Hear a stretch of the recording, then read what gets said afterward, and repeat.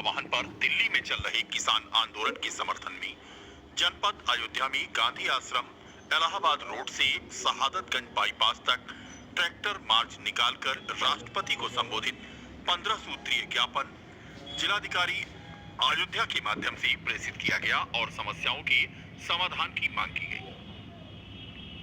बता दें कि न्यूनतम समर्थन मूल्य की गारंटी कानून बनाने, C2+50 के आधार पर फसलों के नाम तय करने, खेती हेतु बिजली फ्री करने, छुट्टा जानवरों से खेती को बचाने, गन्ना मूल्य का डिजिटल भुगतान करने और किसानों को प्रतिमाह 10,000 पेंशन दिलाने सहित 15 सूत्रीय मांगों को लेकर के ये आंदोलन चलाया जा रहा है, जिसके समर्थन में भारतीय किसान यूनियन जनपद अयोध्या द्वारा आज ये मार्च निकाला गया। सरकार विरोधी नारे लगाए गए और राष्ट्रपति को संबोधित 15 सूत्रीय ज्ञापन प्रेषित किया गया।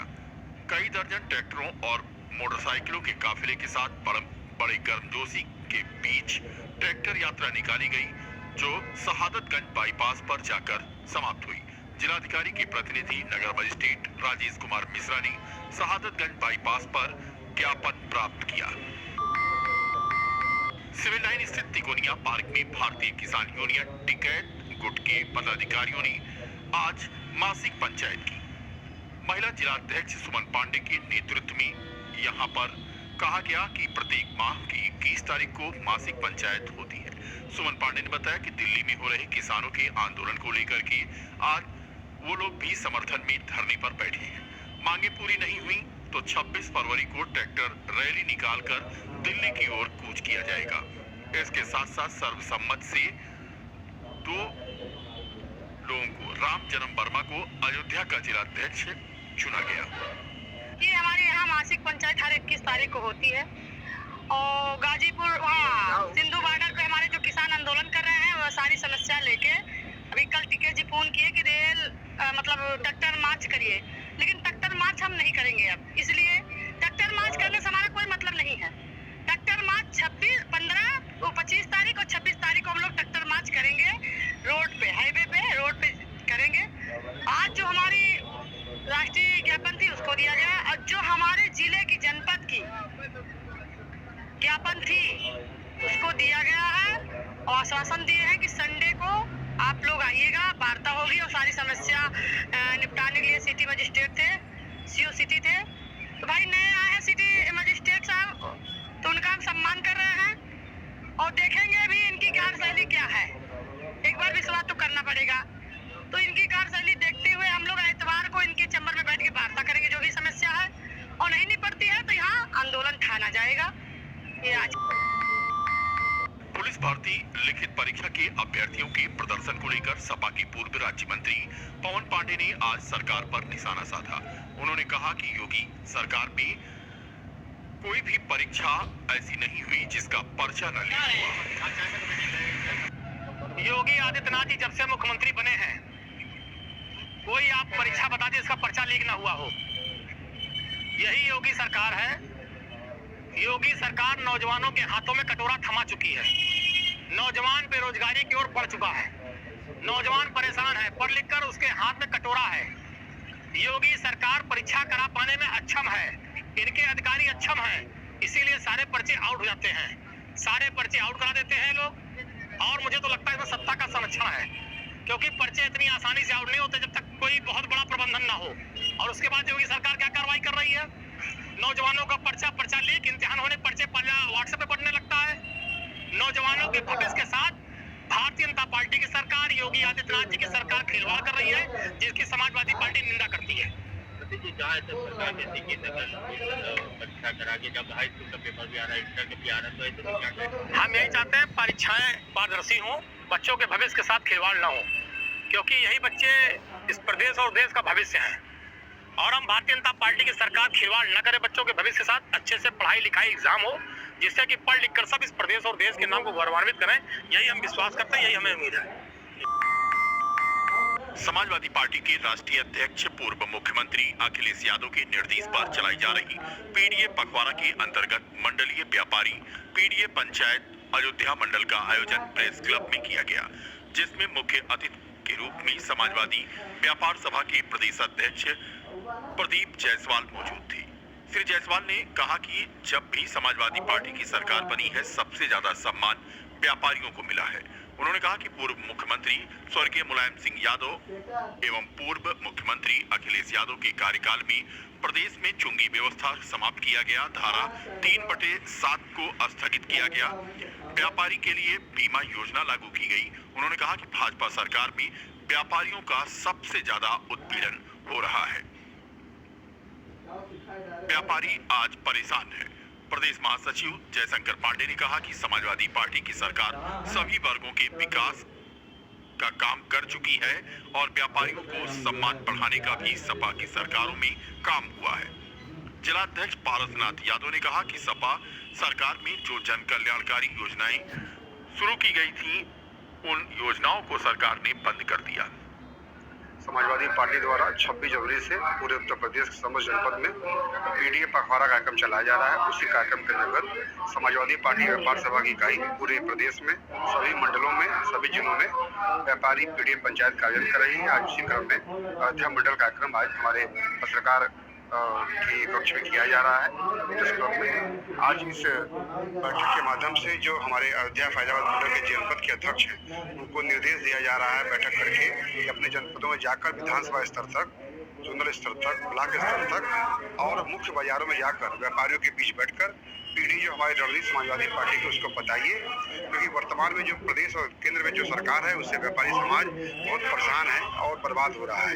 आज सभी हमारे व्यापारी समाज के लोग इंडिया गठबंधन की समाजवादी पार्टी के घटक दल को देख रहे हैं। हम लोग इस बैठक के माध्यम से अपने व्यापारी साथियों को जागरूक करने आए हैं। श्री होम्यो एजेंसी के तत्वावधान में निःशुल्क कैंप का आयोजन किया गया। इस संबंध में जानकारी देते हुए जटिल रोग विशेषज्ञ homeopathic physician doctor Pankaj Srivastava और homeopathic physician doctor Amit Kumar Srivastava ने बताया कि रामपथ पर यह उनकी साहबगंज क्षेत्र में चौथी ब्रांच है। उन्होंने बताया कि श्री होम्यो एजेंसी पर SPL, RW, एडल, व्हील चाल मेडिसिन के साथ साथ अन्य कंपनियों की होम्योपैथिक दवाओं की पूरी रेंज मौजूद है। उनकी अन्य शाखाएं रिकाबगंज, नाका और वजीरगंज क्षेत्र में है। अब ये चौथी शाखा साहबगंज क्षेत्र में दुर्गा मंदिर के सामने रामपथ पर खुल गई है। इस मौके पर यहाँ लगे निःशुल्क कैंप में सैकड़ों की संख्या में आए मरीजों का निःशुल्क स्वास्थ्य परीक्षण करके उन्हें होम्योपैथिक दवा उपलब्ध कराई गई। दवाइयों के वितरण का कैंप लगा हुआ है। आज हमारे नई दुकान का उद्घाटन है श्री होम्यो एजेंसी साहबगंज रामपथ पर। यहाँ पे निःशुल्क दवाइयाँ का वितरण हो रहा है। किस तरह के मरीज? सभी तरह के मरीज देखे जा रहे हैं। दवाएं भी निःशुल्क उपलब्ध कराई जा रही हैं। इसके पहले हमारी दुकान नाका पे स्थित है, वजीरगंज में स्थित है। वजीरगंज में श्री साईं होम्योहाल, नाका पे श्री होम्योहाल, रिकाबगंज में श्री मीरा होम्योहाल। ये हमारी अपनी पहले की दुकानें हैं जो अभी चल रही हैं करंट। किसके द्वारा ओपनिंग की गई है? आज ये ओपनिंग हमारी बहन के द्वारा की गई है। क्या नाम है आपका? आज हमारे नवीनतम प्रस्ताव श्री होम्यो एजेंसी का उद्घाटन समारोह है जो है क्या कहते हैं, इसके उपलक्ष्य में एक निःशुल्क चिकित्सा कैंप का जो है उद्घाटन का आयोजन किया गया है जो है क्या कहते हैं। सर कितने सालों से सिर्फ? 25 साल। हर तरीके के मरीज आए जो है क्या कहते हैं आज। शासन की मंशा के अनुरूप ग्राम पंचायत गौशाला निर्माण की प्रक्रिया के तहत बीकापुर विकास खंड की ग्राम पंचायत बैती कला में प्रस्तावित भूमि पर पूजा अर्चना करने के बाद निर्माण प्रक्रिया शुरू हो गई। इससे पहले खंड विकास अधिकारी हरिश्चंद्र सिंह, सहायक विकास अधिकारी बद्रीनाथ पांडे ने अपना दल के नेता प्रमोद सिंह, जिला पंचायत सदस्य सुनील राजपूत तथा ग्राम प्रधान बैती कला अनिल राजपूत की मौजूदगी में भूमि पूजन का कार्य किया तथा गौशाला के लिए चयनित की गई करीब 21 एकड़ की भूमि का स्थलीय निरीक्षण भी किया। खंड विकास अधिकारी हरिश्चंद्र सिंह ने इस दौरान ग्राम प्रधान अनिल राजपूत एवं सचिव राजेश चौधरी को जरूरी निर्देश भी दिए। वीडियो हरिश्चंद्र सिंह ने बताया कि पर्याप्त मात्रा में भूमि होने के कारण यहां पर एक आदर्श गौशाला की स्थापना की जा सकती है। हालांकि बाकी ये सब बता दे हम उधर के पैती कला गांव में निर्मित होने वाली गौशाला अभी अस्थायी है, किंतु इसके अस्थायी गौशाला निर्माण के लिए शासन को प्रस्ताव भेजा जाएगा तथा भविष्य में यहां पर एक बृहद गौशाला निर्माण करने की योजना पर काम किया जाएगा। इस दौरान सहायक विकास अधिकारी बद्रीनाथ पांडे, सोनू सिंह तथा विनोद सिंह आदि मौजूद थे। इस पे जैसे सबसे बड़ी गांव में समस्या है इस समय, जो भी समस्या है किसानों के लिए, किसानों की सबसे बड़ी समस्या है वो जानवर समस्या। इससे क्या होता है, किसानों के सारे खेत बर्बाद हो जाते हैं। इसी को देखते हुए हम काफ़ी समय से, लगभग 1.5 या 2 साल से अधिक प्रयास करने के बाद हमारा प्रयास सफल हुआ और गौशाला बनाने को हमें परमिशन मिली। और हमारे पास इतनी जमीन, पर्याप्त जमीन, जैसे कि आप देख रहे हैं कि इधर लगभग 80 बीघा के आसपास जमीन यहाँ पे खाली पड़ी हुई है, सरकारी जमीन है जिसमें गौशाला बनाने का है। लेकिन प्रधानी कोटे से जो आदेश आया कि प्रधानी कोटे से जो गौशाला बनानी है उसमें उसका बजट पूरा नहीं हो पाएगा। हम ये चाहते हैं कि सरकार हमारी थोड़ी मदद करे और इसमें थोड़ा अतिरिक्त बजट इसमें देके, और जैसे ये गौशाला बने तो ये पूरे अयोध्या जिले का सबसे बड़ा गौशाला और आदर्श गौशाला बने, जिसमें कम से कम 2000 जानवरों की रहने की पूरी सुविधा है और बढ़िया छांव, पेड़, पूरा जंगल है, इसमें जानवरों को कभी कोई दिक्कत नहीं होती।